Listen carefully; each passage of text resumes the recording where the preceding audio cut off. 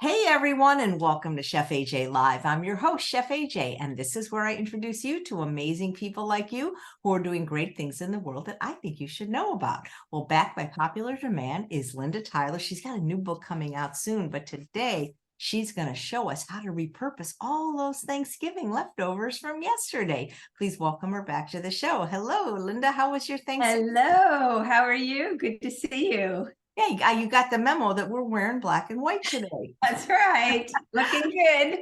I love it when my guests and I match. So how was your Thanksgiving?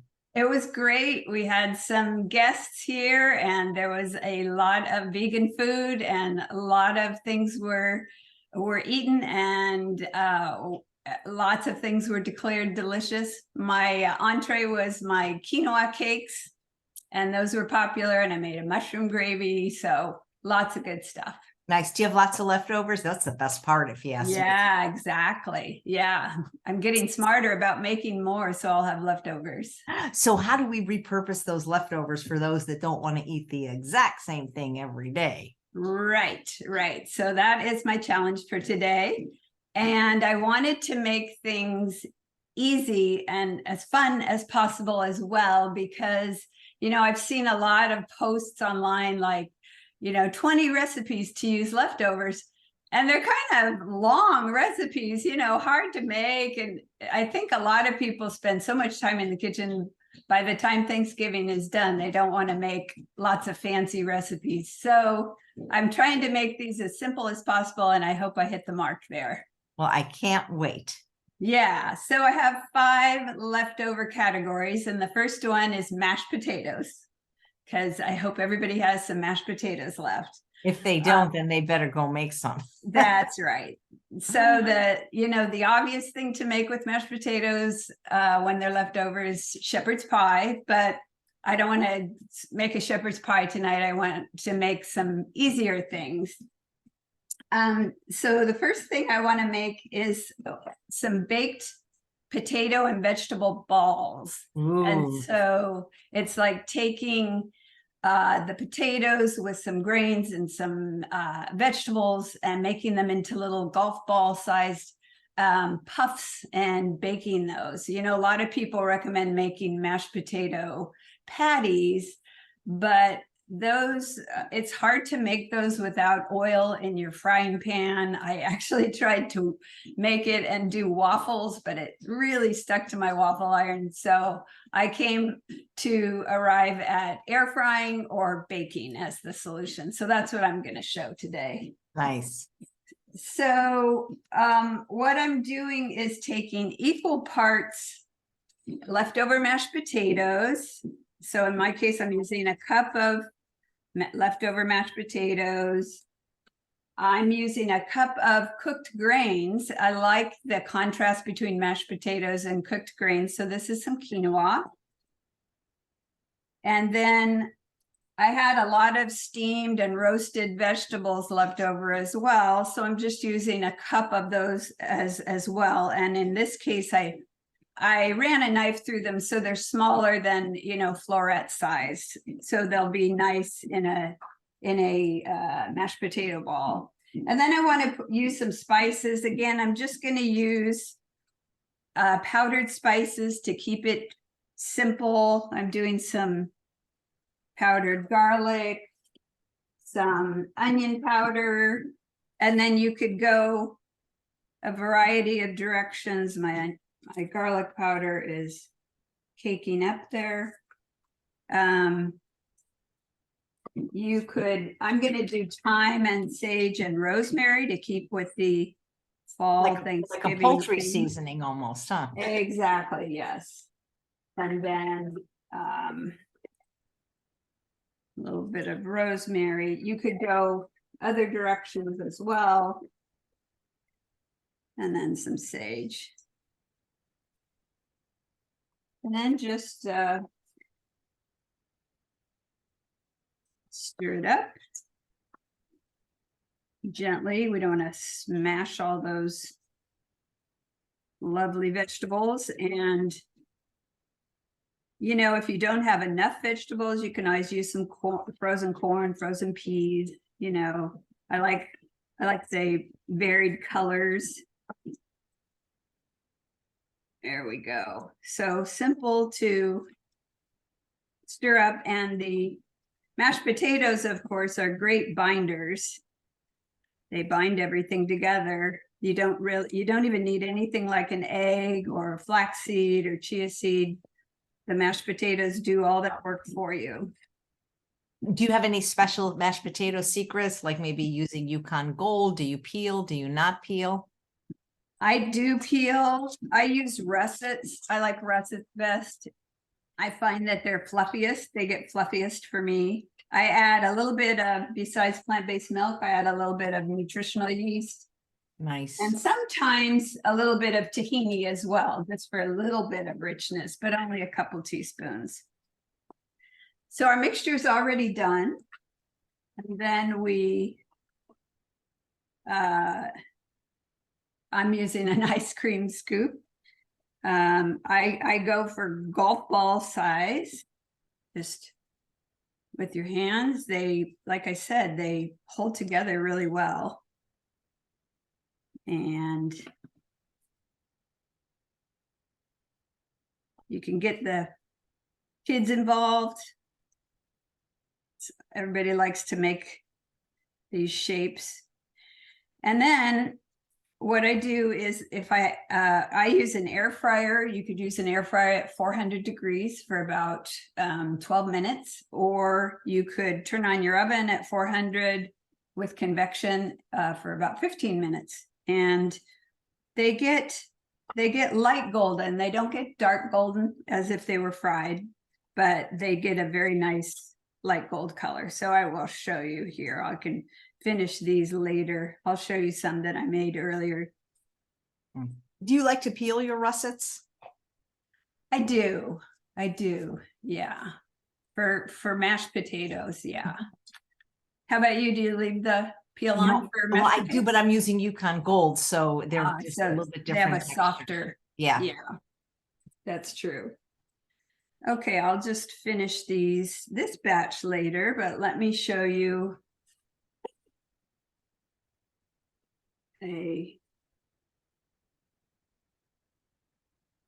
so here is a plate of finished ones, and you can see they're nice, light golden, obviously no oil, and delicious. If you have some extra gravy, you can put those on there, or just pop them in your mouth. They're really good right when they come straight out of the oven or the air fryer. Oh my God, those look delicious. Yeah. What other condiment might you use other than gravy? I'd put cranberry sauce on it, quite honestly. You could put cranberry sauce on there too. Yeah, that's a great idea. Yeah, I think any sauce would go well if you have, even marinara, would go well. If you have some vegan plant-based sour cream, that would go well. A cilantro-based sauce, I think almost anything would go well. Potatoes go with so many different flavors. Hey, when is your book coming out? My book is coming out, thanks for asking, in February 6th. Just this week, I got a very early copy, so I'm very excited about it. And I'm offering some pre-order bonuses if people order it in advance. There's a link in the show notes to where they can go on my website, graciousvegan.com, and see what the pre-ordered bonuses are. A couple of ebooks, one that's all dessert recipes, SOS-free dessert recipes, and a meal plan book, some mini posters with anti-inflammatory ingredients and hints and tips and tricks, and then links to some videos of me making my favorite recipes. But I'm really excited about the anti-inflammatory aspect of the cookbook, the Plant-Based Anti-Inflammatory Cookbook, because inflammation is connected to so many chronic diseases, and so many people suffer from inflammation, that I hope this can be helpful to a lot of folks. And even as we age, our bodies are just naturally tending toward inflammation. So it's good, even if you're not suffering from a chronic condition, it's great to think about inflammation and calming inflammation in your body as much as possible. So I'm super excited, and I hope people will check it out. I have a link to the list of recipes and the table of contents. So if anybody wants to check those out, they can before they pre-order. Well, congratulations. Thank you. Yeah. So I'm excited about that. So I have a second mashed potato recipe, and that one is a potato chowder made with mashed potatoes. Whoa. But super easy. So here's how I approach it. So I like a little bit of richness in the chowder, not just mashed potatoes and broth. So what I did was soak half a cup of cashews. By the way, I have all the recipes in a document, and we put the link to that in the show notes. So people don't have to grab a pencil and try to follow what I'm saying. They can just go to my site and sign up and get that. So what I did was soak half a cup of raw cashews and blended those with some vegetable broth. So I have that cashew cream here. And then I combine that cashew cream, this is just an easy kind of one pot recipe, with some, I want to get a little bit of cheddary taste. So I'm using some nutritional yeast, 2 tablespoons nutritional yeast. Do you have a preferred brand of nutritional yeast? I don't. I buy it in the bulk section of my grocery store. I have bought Bragg's before. I like that, but I haven't noticed any difference in taste. So I buy it in bulk. Great. I'm using some yellow miso. You could use white miso. That's, umami and some of the a little bit of cheesy flavor as well. I have some thyme and some paprika, some smoked paprika, and some onion powder. So I'm not, I'm trying to, again, decrease the need to saute onions. And I think in the case of this chowder, it works. So I'm first gonna make sure I whisk out that miso so I get it all smoothed out with the cashew cream.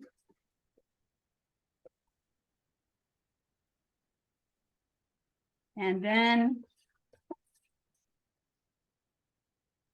it can have a tendency to lump up. All right. And then I'm going to add some more vegetable broth. I actually use a vegetable broth powder, and you can find that recipe in my cookbook. So I'm going to have vegetable broth, and then 3 cups of leftover mashed potatoes. So they go right in there, and they obviously give it the name potato chowder. That is so cool. Yeah, it works. And the other thing I found out today, because I was kind of in a rush to eat something, I had some leftover pasta, and it made a great pasta sauce as well. Wow. Yeah, it was almost like an Alfredo.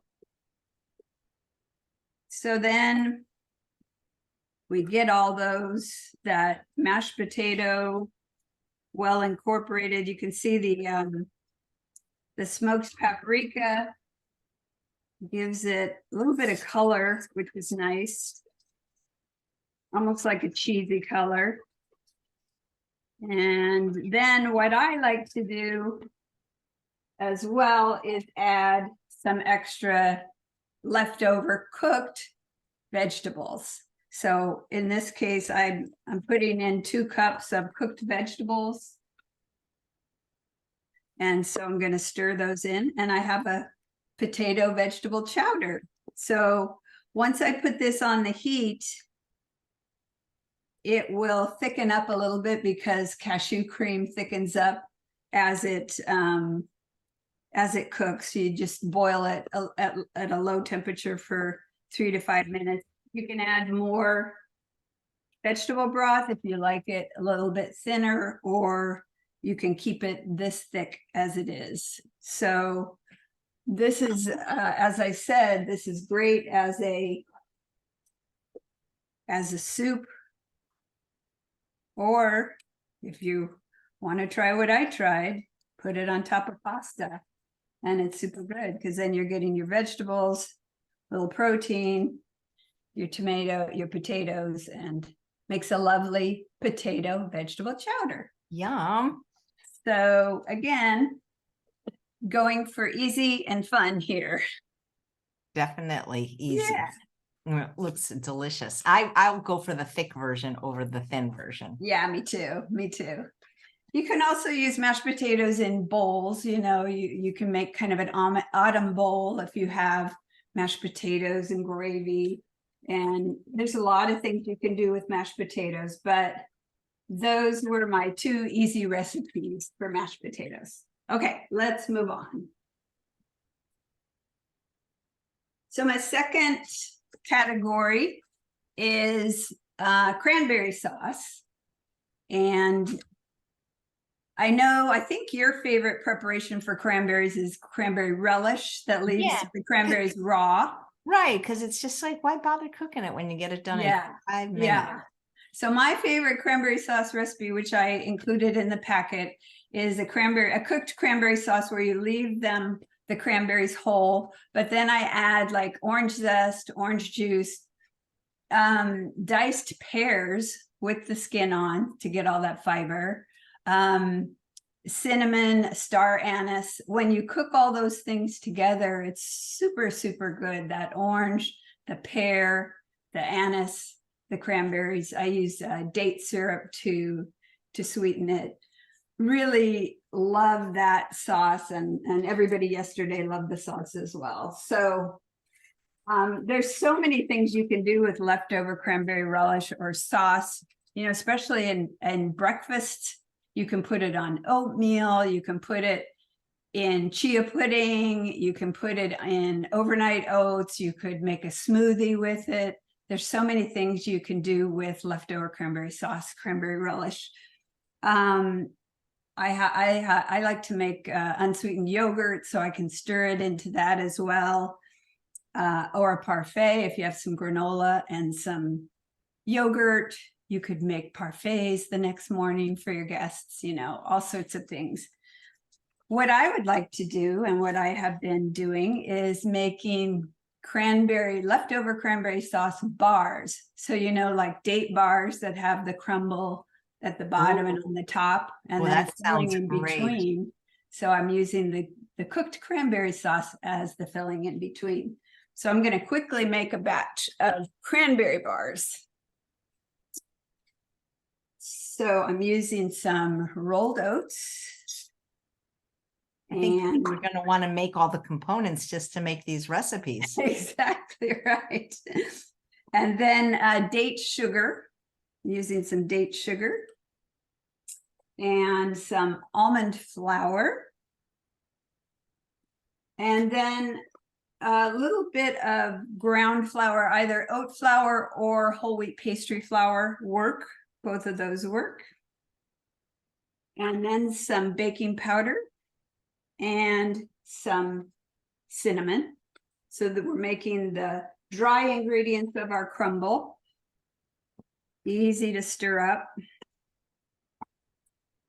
I'm starting to use date sugar more and more in my baked goods because I find I can control the moisture better that way. So it tastes really good in this preparation, because I wanted that crumb layer to not be too dense, but to have more like clusters. So we have our dry ingredients there. Then we're gonna make our wet ingredients for the crumble layer. And this is some plant-based milk, some almond butter. You could use other kinds of butter, nut or seed butter. And then chia seeds. Those are not wet, but I like to get them going with the wet ingredients. And then 2 teaspoons of vanilla powder or vanilla extract. This is the powder. And then we want to get that almond butter integrated with the milk. Use my whisk here.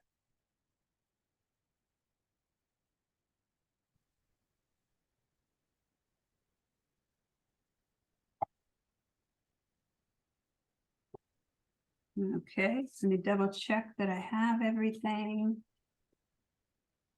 You might have to write another book, Repurposing Leftovers. Right. Thanksgiving leftover book, yes. Or any kind of leftovers, yeah. Yeah, that's true. Okay, so we have our thick, wet ingredients, which we then pour into the dry, add to the dry, and then stir those to incorporate. So you can see none of these are, a lot of these are ingredients you might have at home already in the pantry, and then we just stir these to incorporate so we don't see any beet sugar or flour that's still dry. So it's kind of a dry mixture, which is good. Again, I don't want it to be too cakey. I'd like it to be a bit crumbly and not too dense. Kind of like a streusel. Yeah, exactly. Yeah. That's a good way of describing it. Great. And then we will use an 8x8 pan. I like the bars to be thicker. You could use a 9x9 and get slightly thinner bars, but I like the thicker ones. All right. And then I put parchment paper in the bottom of my 8x8 pan. And then I take about half of the mixture to form the bottom. Just get it in there. This, you're gonna have to use your hands here and spread that out. Might have to wet your hands a little bit. It's a little sticky. I'm gonna get some water so I can get my hands in.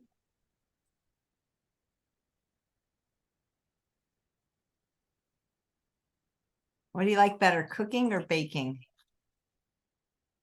I probably like cooking better. I know you're a pastry chef, right? Right, but well, I actually like eating savory things more than dessert. But I think making desserts is more fun. Yeah, I think so too, because the final product is like, wow, look what happened. That's so cool. Yeah, I'm gonna need to borrow a little from the top layer. We don't want to have a lot of burned cranberry sauce in the bottom. So do what you gotta do. Yeah, and it's fun with healthy plant-based baking to try to figure out what, how to make it work.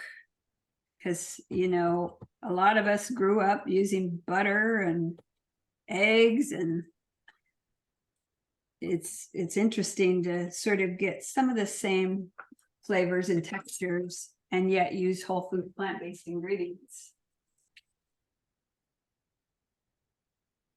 And it's so worth it once you do. Okay, and then here's my cup of cooked cranberry sauce. You can see some of the pieces of pear there.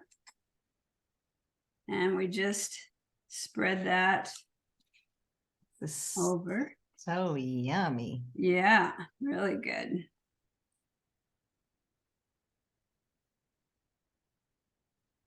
Get some in every bite here.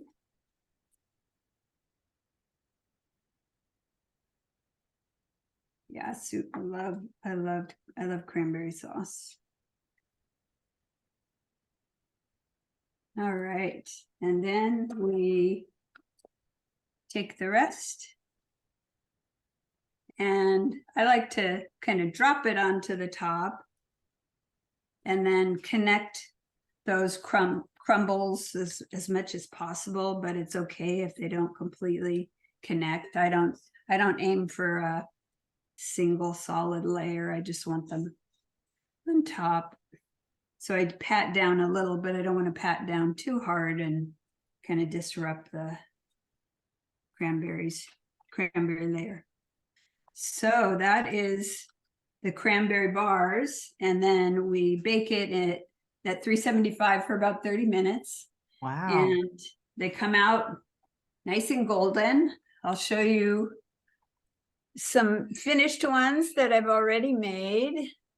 Here we go. You can see the layers and the cranberry the cranberry layer in between.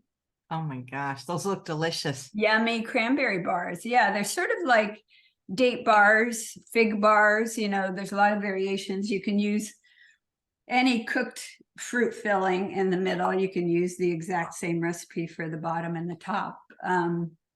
But as it happens, cooked cranberry sauce works like a dream. Oh, what a clever use. Yeah. So that's our leftover cranberry sauce recipe. Did you do all the photography for your book? I did. Yeah, there are 80 recipes and over 20 other photos in the book. There's almost like 120 photos in the book. Yeah, I taught myself how to do photography over 5-6 years. It's gotten better and better. But yeah, that's it's a different kind of creativity. And one I've really come to love and learn a lot from. So that's been a lot of fun.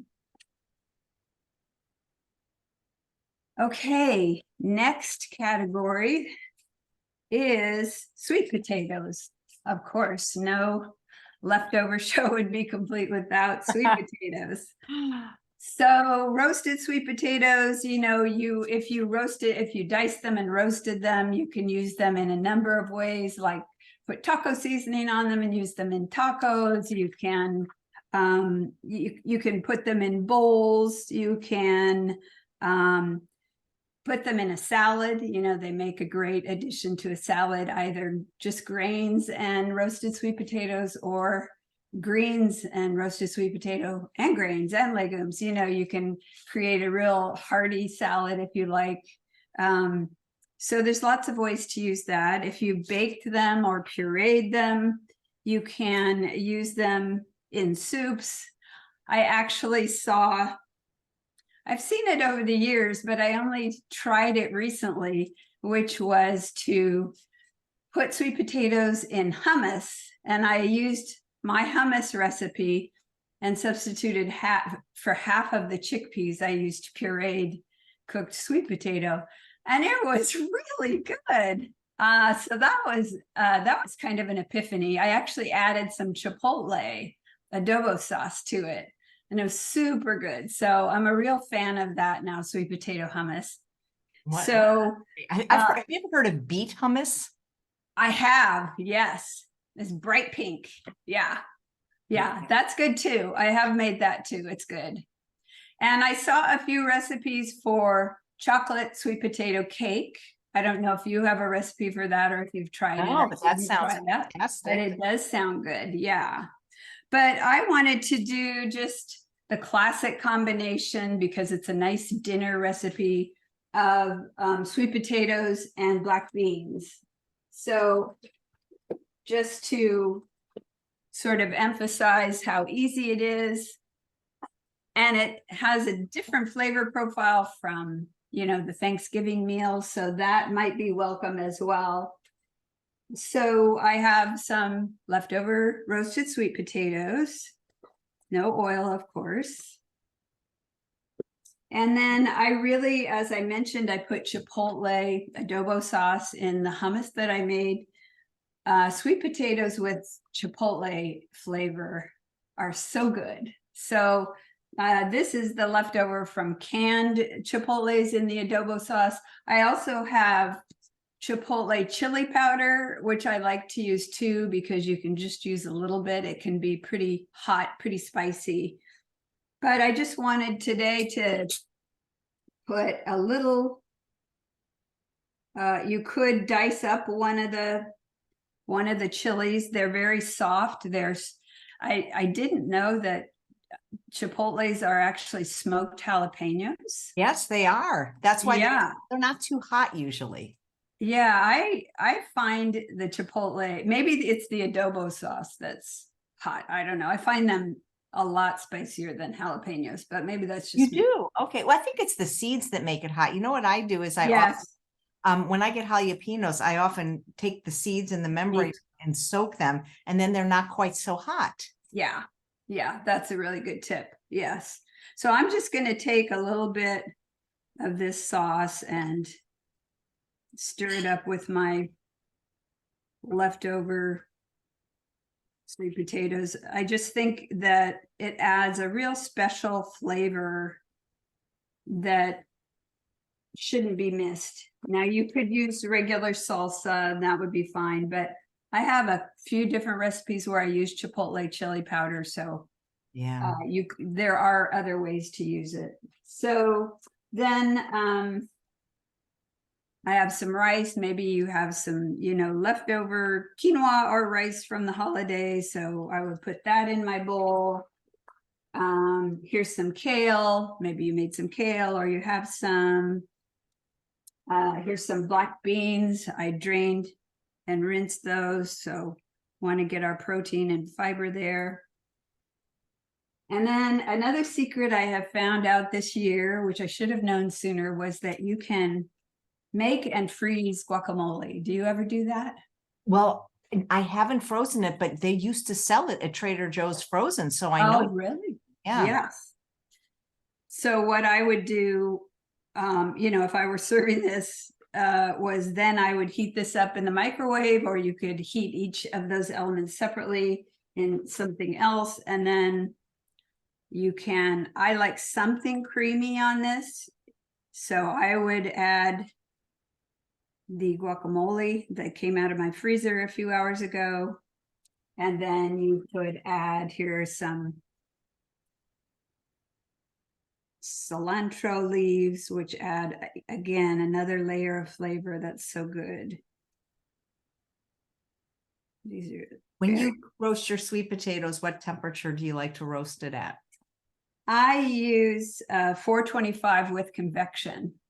Okay. I do 450 in the Breville. Do you poke them? I just cut the tips off because sometimes when I poke them, they get really messy.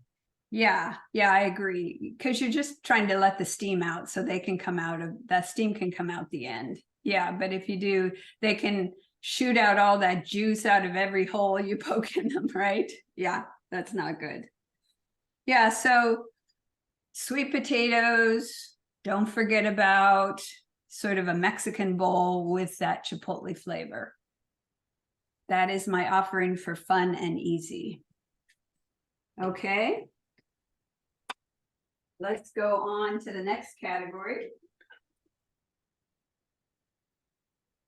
Okay, so the next category is extra vegetables.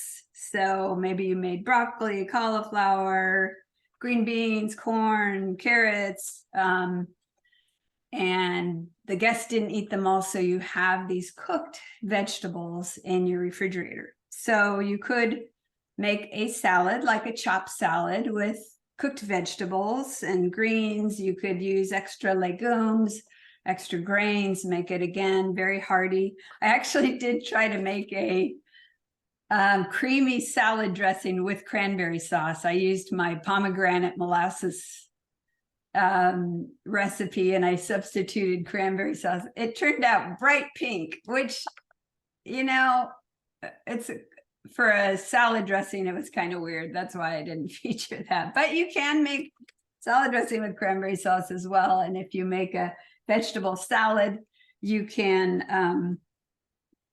top it with something like that or any dressing that you like. Another idea is if you have guests that stayed overnight, you can make a tofu scramble that next morning, and then just right at the end, put in some of those cooked vegetables. Obviously, they don't have to cook. You don't want to overcook them. So you can do it that way. You can use them in a lot of soups. If you think about any soup that has vegetables in it, just think about reversing the method. And so like a lentil soup, or a chili, or a chowder, or a taco soup, enchilada soup, homemade pho, anything that has vegetables in it, just put the vegetables in right at the end. So you don't have to chop them and put them in at the beginning, just put them in at the end, and you have all these nice cooked chopped vegetables in your soup, but you added them right at the end. So that's that idea. What I wanted to demonstrate was actually using them in a stir fry. So what you need to make a very fast, very fun stir fry is your cooked vegetables. So I have a variety of cooked vegetables: green beans, broccoli, roasted cauliflower, some steamed carrots. So I'm going to put those in my skillet. And then I'm going to also add some sliced green onions, some finely chopped garlic, and some finely chopped ginger. So I get that, stir fry flavors. So that's the only extra chopping you have to do. And then I'm going to use it's in a peanut butter jar, but this is my goes with everything stir fry sauce from my site. And so it doesn't have oil in it, and it goes with a lot of different vegetable combinations. So you don't need the whole thing. This is a whole recipe. Need about 1/3 to 1/2 cup for each batch of stir fry. So what I'm going to do is add a little bit of water. Let me get some water here. You gave me an idea for repurposing cranberry sauce, making a dressing, because, Oh, yeah? There's a dressing. I don't know if I think it might be a PCRM recipe where you take like frozen or fresh strawberries and add a little bit of mustard and vinegar. Maybe I think cranberry sauce might lend itself to some kind of a dressing like that. Yeah, I agree. Yeah. Yeah, because I used a little bit of tahini, so it was creamy, but maybe a less creamy dressing would work better with something like that, with a fruit. It's a good idea. So I am heating this up. This is a thick skillet, so it's going to take a little time. And by the time the vegetables warm up, the green onions and the garlic cook very fast. So by the time the vegetables cook up, those extra stir fry vegetables will be fine. They don't need to cook very long, just a minute or two. And my the stir fry sauce has some soy sauce. It also has some maple syrup, a little bit of Chinese sesame paste, which is similar to tahini, but the sesame seeds are roasted darker than the sesame seeds that are used for tahini. So it's a darker brown paste.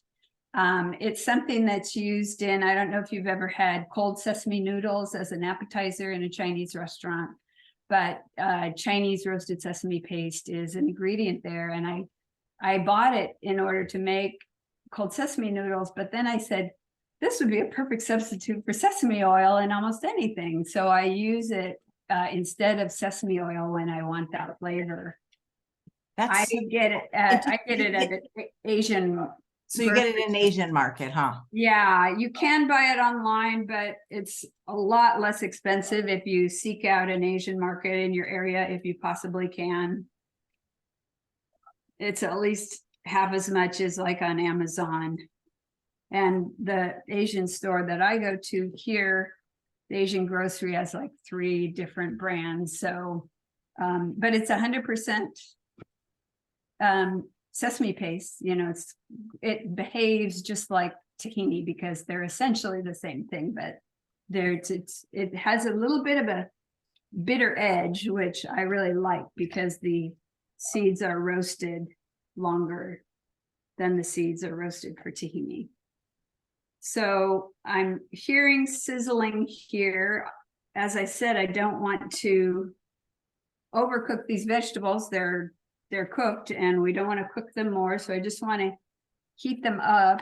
And so I'm going to stir and then add some of this stir fry sauce. And you can even freeze this stir fry sauce. I have found you need to stir it or whisk it when you thaw it, but it freezes well. So you could freeze it even in portions that you think you'll use, like 1/3 of a cup or 1/4 cup. So I'm going to add 1/4 cup, see where we are. I was sort of aiming to make 3 servings of these stir-fried vegetables. You could also add like baked tofu pieces or even soy curls. You could add something with protein to this, but it needs to be done. It needs to be already cooked and just warmed up. So I'm just stir frying these vegetables. And of course you can serve these on rice, or you could also cook up some whole grain noodles, like 100% buckwheat noodles, soba noodles, and add those at the same time you add the stir fry sauce and have a whole grain noodle stir fry as well. Hava noodle. That's my dog Bailey. She's a hava noodle. That's literally what she is. She's a mutt, but I guess people think that's a purebred, but hava noodle. Cool. Neat. So I'm hearing lots of sizzling here. It smells great. It smells like a stir fry. But again, we reversed the process. We cooked the vegetables first, and then we added that to the stir fry at the end. So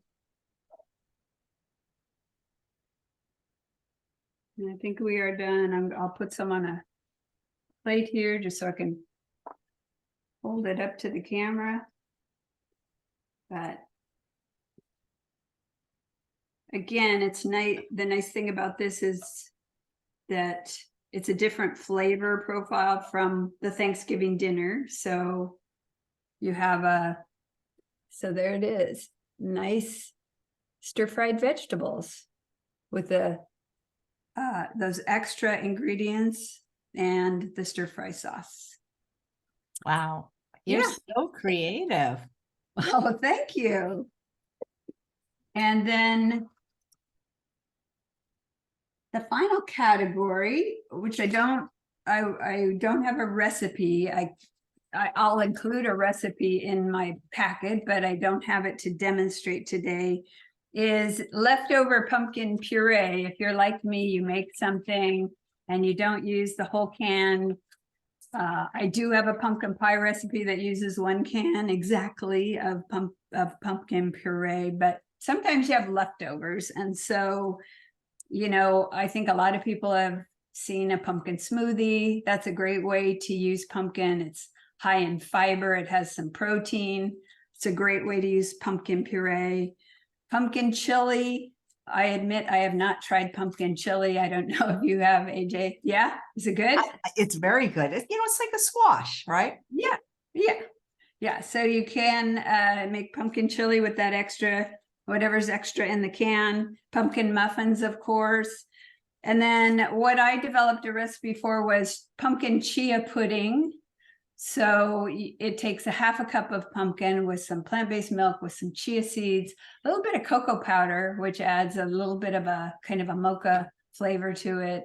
And then I think some maple syrup, and you can divide it into 3 or 4 portions. And if you love chia pudding, it's a real nice variation on chia pudding to add pumpkin puree to your chia pudding. So that's my idea for extra pumpkin puree. Wow, that's great. Yeah. It's wonderful. So tell us again how we get today's recipes and how we get your book and the bonuses. Sure. So both of them, you can go to my site. Well, there's a link in the show notes to get to the pre-order page for my cookbook, and that will tell you where it'll link to Amazon, Barnes & Noble, bookshop.org. If you pre-order and then send me a copy of the receipt, I have the email address to use there. Then I will send you the links to all the bonuses that you can access immediately. I also have a little gift card if you want to give it for the holidays. You can cut it out and give that to somebody and pre-order the book for them for the holidays. And then for today's recipes, if you go to the link in the show notes, and that'll take you to my site. If you just sign in, and you'll immediately get the download for this packet of recipes. Well, thank you so much. I mean, I think today's menu was probably as good, if not better, as your Thanksgiving yesterday. Well, thank you. Yeah. It's fun to use leftovers in creative ways. So I really enjoyed it. What are you going to make how are you going to outdo yourself for Christmas? Ooh, Christmas. Well, one of my traditions is making fruitcake. So I actually have the recipe in my cookbook, is year-round fruitcake, I call it, but I'll be buying the ingredients soon to make that. And again, that was a little work to turn, a vegan. I found it once. I found the original recipe had 9 eggs in it. So I went from that to a vegan version, and now I've gone to an SOS-free version. And so that to me is the kind of the jewel in the crown for my Christmas cooking. Do you give it as gifts? I do. Yeah. People like it. I also do some flavored nuts and things and put those together in packages for people. Oh, that's nice. Too bad we don't live near each other. I know. We can meet halfway. Okay. All right. Well, thank you so much, and thank you. Congratulations on the book. And guys, get it now. It really helps authors when you buy the book in advance. It really does. Those pre-sales really help publishers see the value in having plant-based books, and that there'll be more of them then. So thanks so much, Linda. This was a wonderful presentation. Thank you so much, AJ. Oh, my pleasure. And thanks all of you for watching another episode of Chef AJ Live. Please come back tomorrow at 9 a.m. Pacific time for Plantiful Kiki. She'll be talking about sustainable weight loss without cutting carbs. Take care, everyone. Bye-bye.